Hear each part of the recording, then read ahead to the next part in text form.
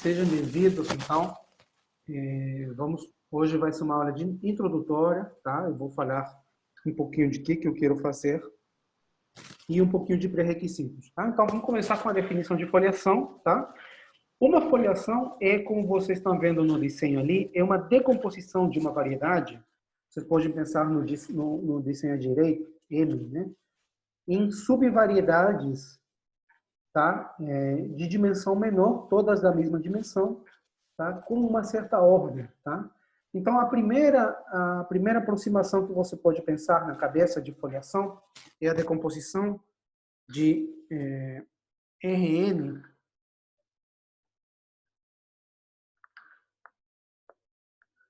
como produto cartesiano de Rp com Rq.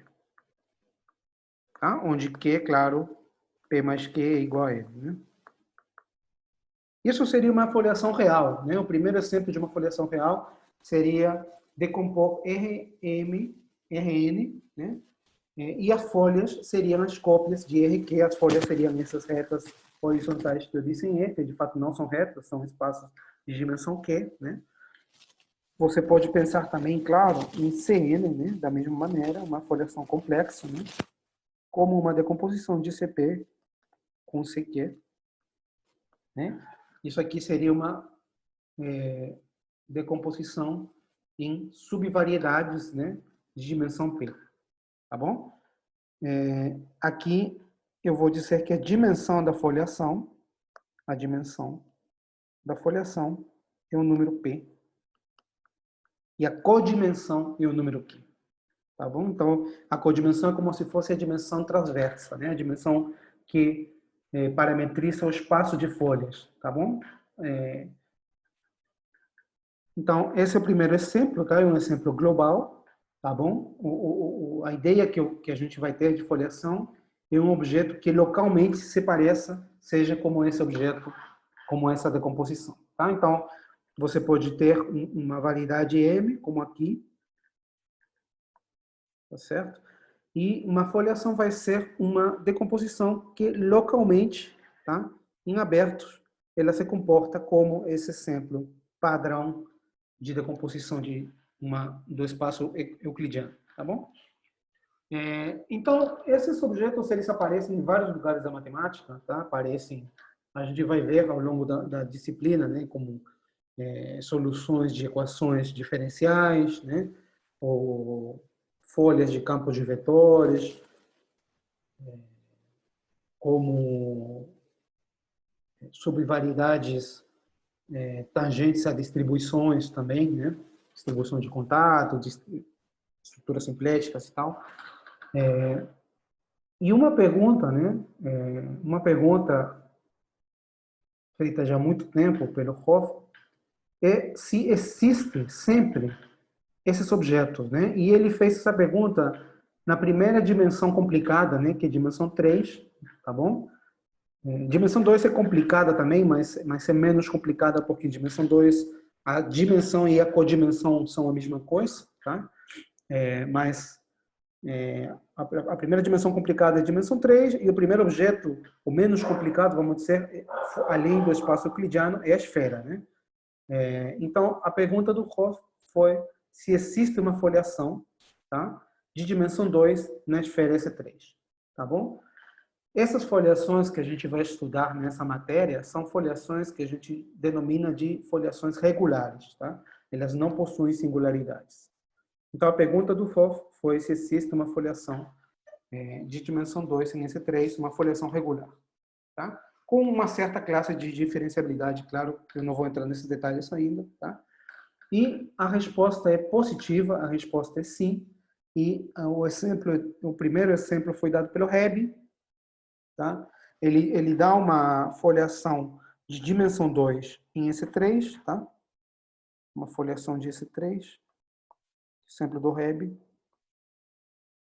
seja, ele decompõe S3 em subvariedades de dimensão 2, tá?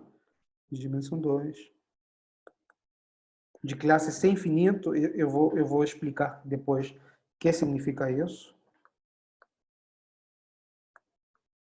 Tá bom? E essa foliação de Hebb, ele satisfaz duas propriedades importantes, tá? Que a gente vai ver pela construção mesmo da foliação. Primeiro, existe uma folha compacta, que é homeomorfa ao toro, tá? Existe uma folha compacta, homeomorfa ao toro, tá? Homeomorfa no sentido da topologia.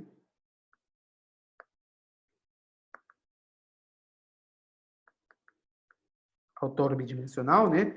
Lembra que a foliação tem dimensão 2, então as folhas são objetos de dimensão 2, tá? E as outras folhas são homeomorfas a R2, tá? As outras folhas. Eu fiz um desenho aqui, vou tentar explicar.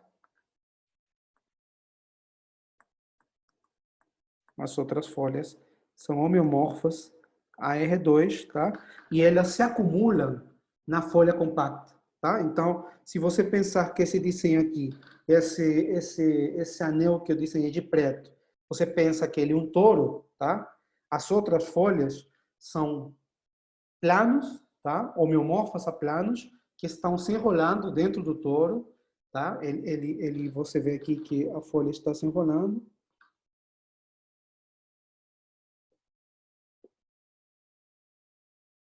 A folha vem assim, né? A folha vem.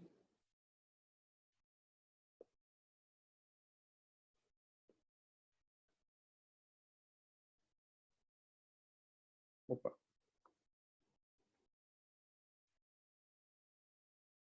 Eu comecei errado. A folha vem daqui, desculpa.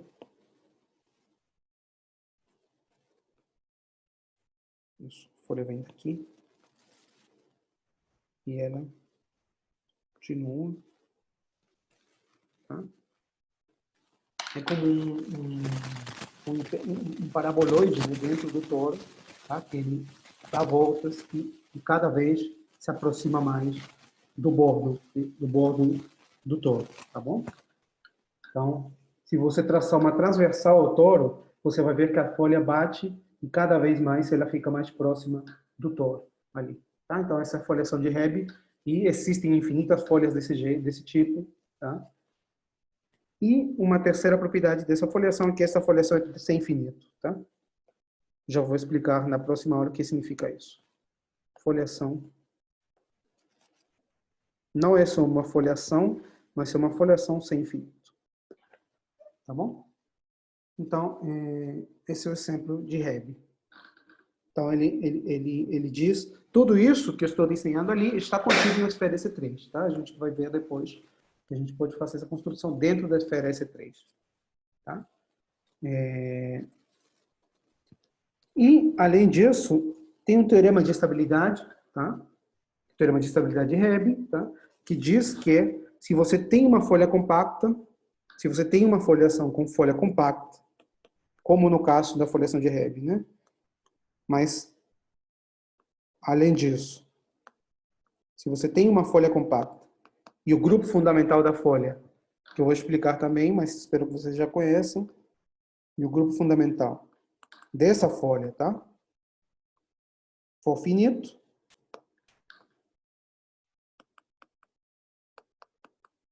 então, o teorema de estabilidade diz que existe uma vizinhança, tá? Existe vizinhança dessa folha, vizinhança, né? Da folha, onde todas as folhas são compactas e possuem grupo fundamental finito, ou seja, todas as folhas são parecidas à tua folha inicial, de fato são recobrimentos finitos, tá? Existe uma vizinhança com folhas compactas e grupo fundamental finito.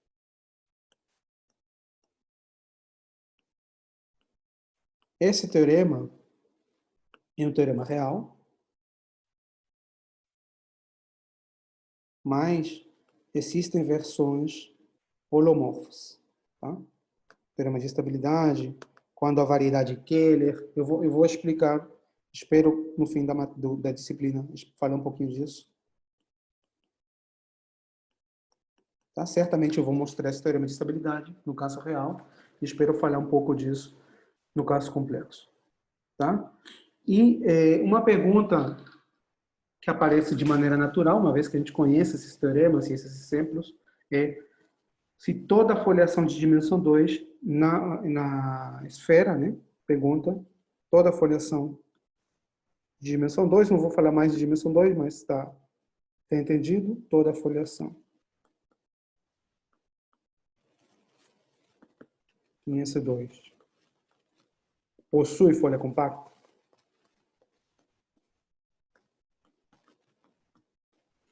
Veja que eu não falo do grupo fundamental, tá? Será que toda a foliação em EC2 possui uma folha compacta?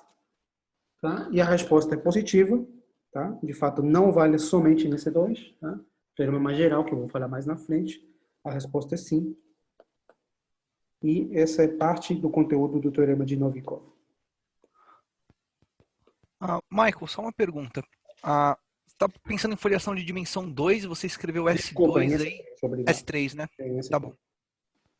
De fato, o teorema de Novikov vale a dimensão 3. Tá? Claro, esse tipo de resultados tem algumas extensões em... O que importa é a codimensão, né? De fato, em ECN, uma foliação de dimensão N menos 1. Pergunta é... Tá? Então, a resposta é positiva. Esse conteúdo do teorema de Novikov, que eu espero falar, certamente eu chegarei a falar dele durante a matéria. Tá? Então, essa seria um pouco a ideia global de que eu vou querer falar, tá? Da teoria real. E tem vários caminhos, tá? Para onde essa teoria continua. O caminho, para mim, né, que estudo geometria complexa, mais natural é estudar foliações holomorfas, tá? Foliações complexas. E esse é o caminho que eu pretendo seguir durante um ano, tá? Espero, depois dessa base, dessa formação inicial, continuar dando a matéria, mas já fazendo foliações holomorfas, tá? E nessa teoria de foliações holomorfas complexas, né, onde já não vou falar mais de ser infinito, vou falar de funções holomorfas, não vou falar de subvariedades, vou falar de subvariedades complexas, né? Tem dois grandes linhas, vamos dizer assim, de pesquisa, né? Que são a teoria local. Essa é uma teoria razoavelmente nova, né? Teoria local. Que você pode pensar como teoria local, você pode pensar a estrutura local de uma singularidade de um campo de vetores, por exemplo, né? Classificação local da singularidade de um campo de vetores. Você pode pensar, quando falar do grupo de holonomia, pode pensar na dinâmica dos grupos de difeomorfismos, né? De germes de difeomorfismos, tá? Sempre pensando de forma local, tá? Na invariância de certos objetos, né? Por mapas locais. E tem, claro, a teoria global, que é o objetivo final, eu espero no fim do ano estar falando de teoria global de foliações, tá? Que envolve a classificação birracional de foliações, né? As foliações em variedades projetivas, né? Teoria global é de sempre projetiva. E a interação com a geometria algébrica complexa, né? A geometria projetiva, né? O programa de modelo animal.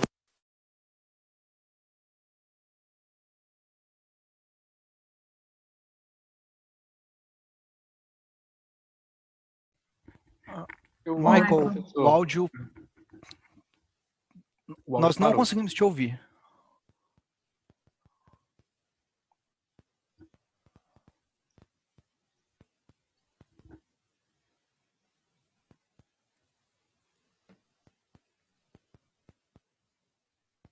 Acho que pode ser problema do seu fone, porque antes estava dando uma interferência. Aí parou de funcionar. Nada. Ainda nada.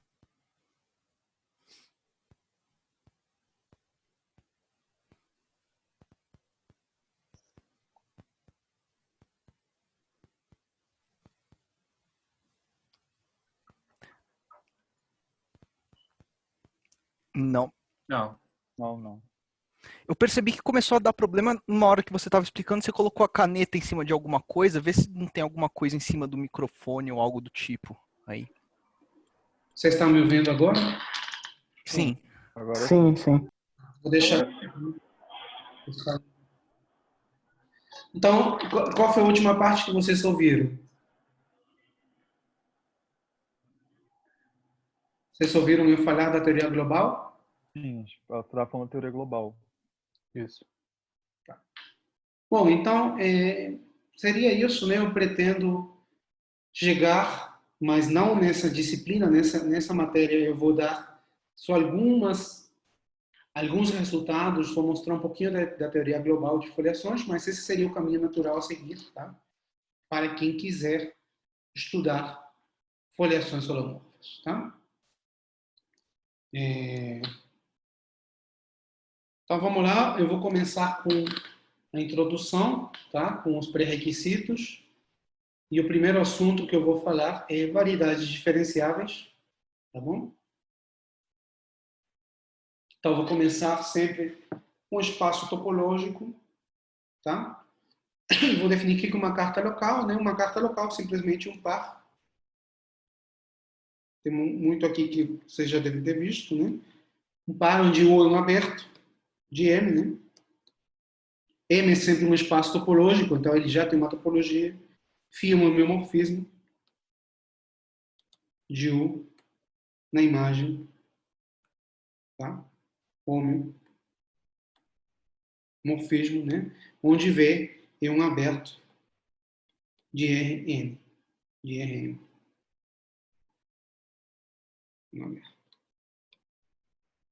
V é φ de U.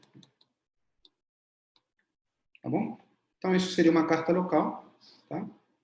E um espaço topológico. E um atlas, né? Um conjunto de cartas locais, né? De dimensão M, classe CR, seria um conjunto de cartas locais. Cartas. Né?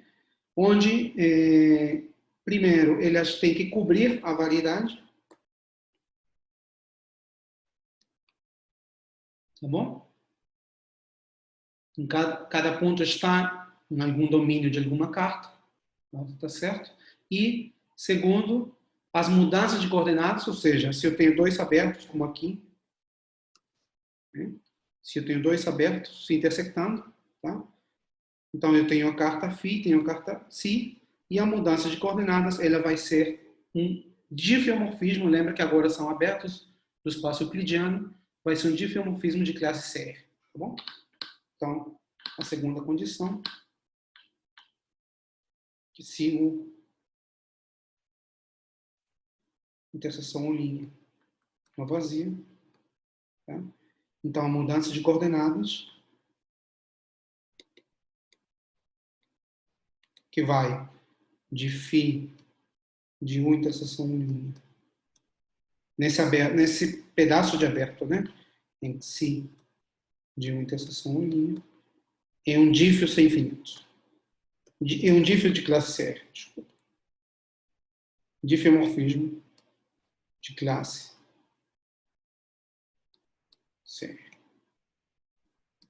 Tá certo? Então, esse seria um atlas para uma variedade, se eu não estou esquecendo de nenhuma condição. Claro, sempre que a interseção de dois abertos seja não vazia, né? Esse dífio é chamada mudança de coordenadas, tá? E eu digo nesse caso que as cartas são compatíveis, tá? Eu não quero esquecer de falar isso. Eu digo que as cartas são compatíveis.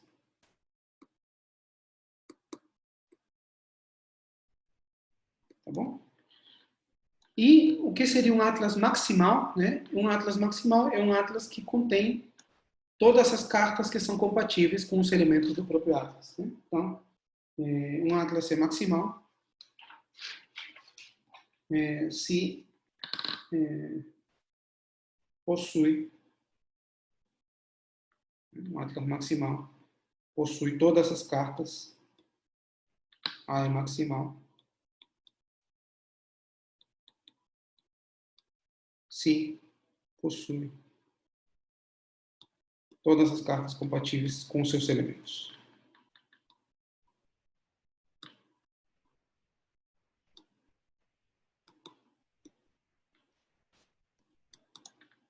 Com seus elementos, né? Ou seja, sempre que eu tiver uma carta que é compatível com os elementos do Atlas, tá? O Atlas poderia cobrir a minha variedade, mas em princípio poderia haver cartas compatíveis com esse Atlas, ou seja, cujas mudanças sejam da classe CR, da classe adequada, mas que não estejam no Atlas, né? Então, o Atlas vai ser maximal quando ele possui todas essas cartas, tá? E um exercício simples é mostrar que todo o Atlas está contido no Atlas maximal, tá? Então, vamos considerar sempre que o Atlas é maximal, tá? Então, sempre vai ser maximal. Para nós, um Atlas sempre é maximal. Tá bom? Porque se ele não for, eu posso incluir ele em algum outro Atlas que seja maximal, tá certo? E com isso já podemos definir uma variedade, tá? Então, uma variedade diferenciável é um espaço topológico. M é uma variedade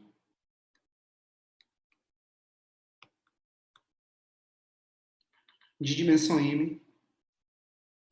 Desculpa. De dimensão M e classe CR. Se é um espaço topológico, já sabemos, né? Tem que ser.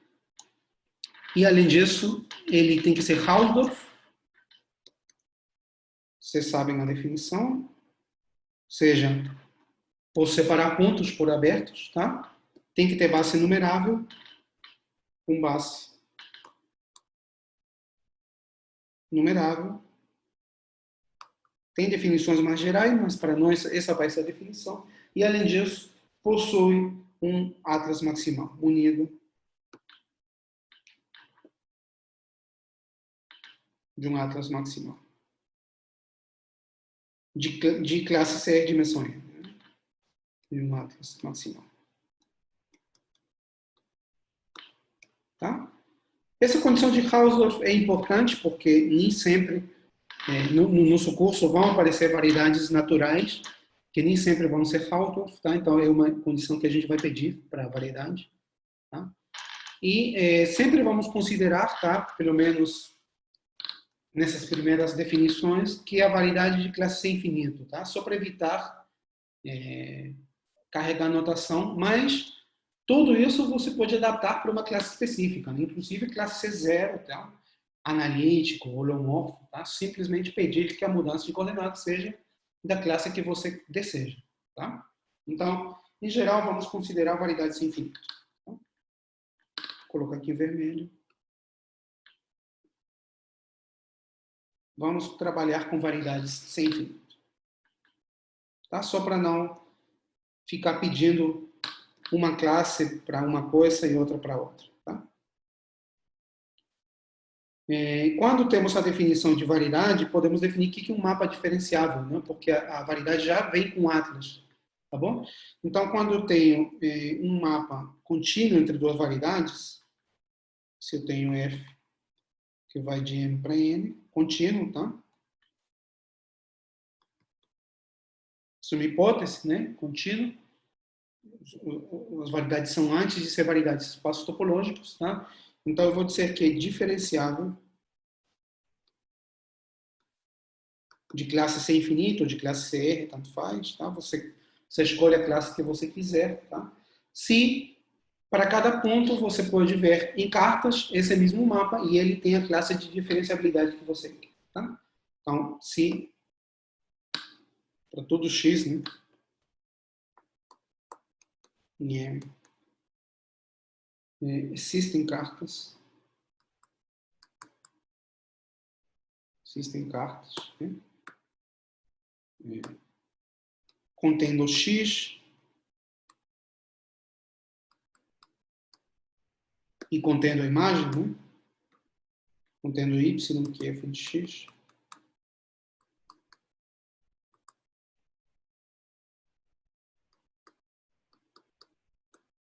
Tá?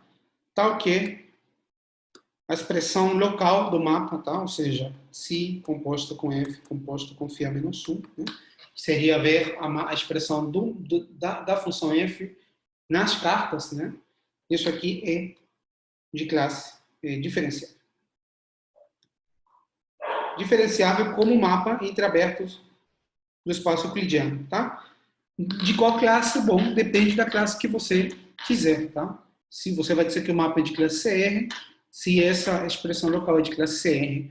Claro que se sua variedade tem uma classe de diferenciabilidade fixa, né? Se sua variedade for de classe C1, né?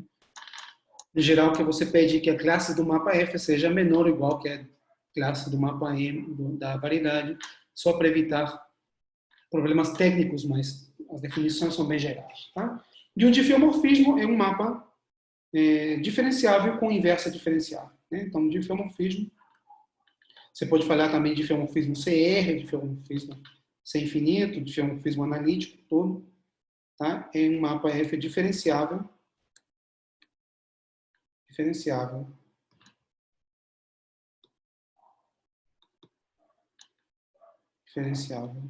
tal que exista a inversa, e a inversa também é diferenciável.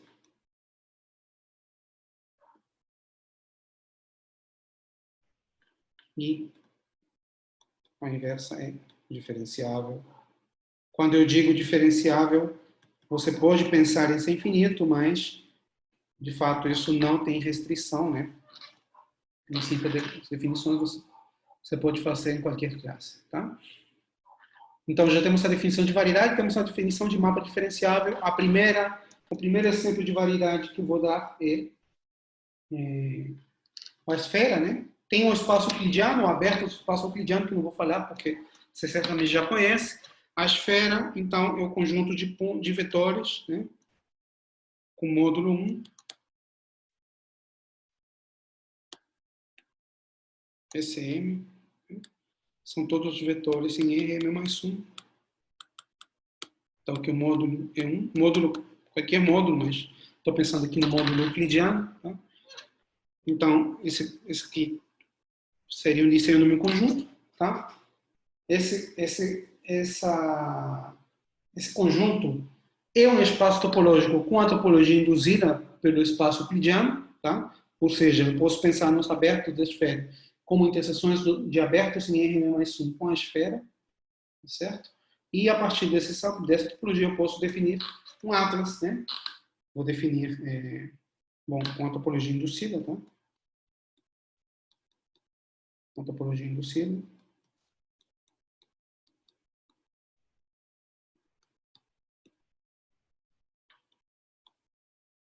Tá bom?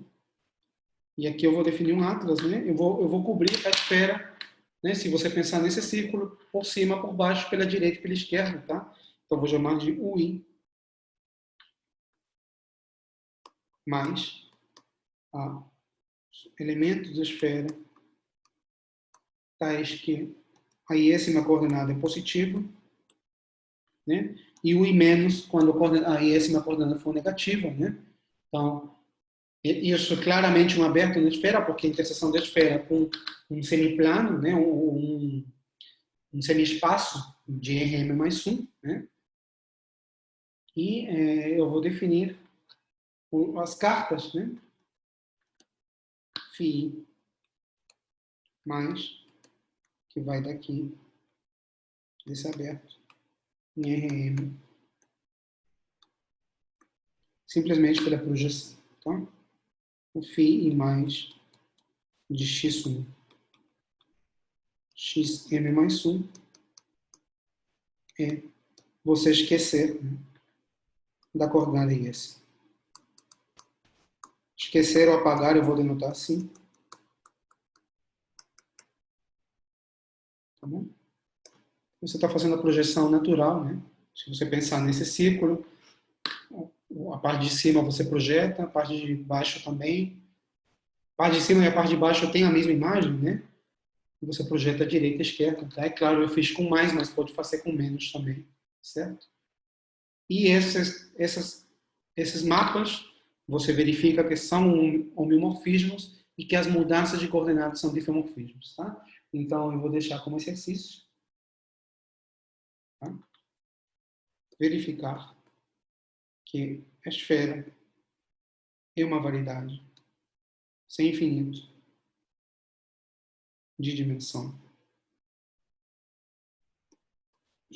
Tá? A imagem dessas cartas são os discos unitários que são abertos no espaço Rn. Tá bom? Então, essa é a dimensão da esfera. Certo? Vamos fazer um intervalinho aqui, então. Tá? Mais ou menos joguei na metade.